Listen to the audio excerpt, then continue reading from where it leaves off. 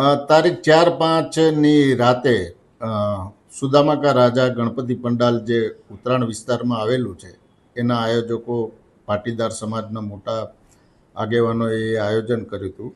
સામા પક્ષે પાટીદાર કા રાજા અલ્પેશ કથિરિયા અને એ લોકોએ પણ આયોજન કરેલું હતું. આ મોટા જેટલા પંડાલો હતા તે તમામ ઉપર પોલીસનો બંદોબસ્ત રાખવામાં આવેલો.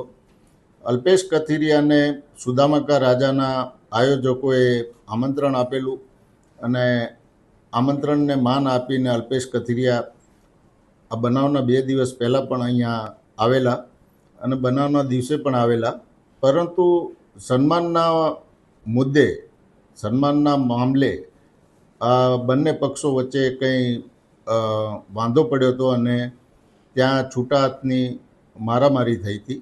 એટલે પોલીસ ત્યાં બંદોબસ્તમાં હતી, એ વચ્ચે પડી અને દરમિયાનગીરી કરી તમામ લોકોને પોલીસ સ્ટેશન લાવી અને ફરિયાદ નોંધવાની કાર્યવાહી કરેલી.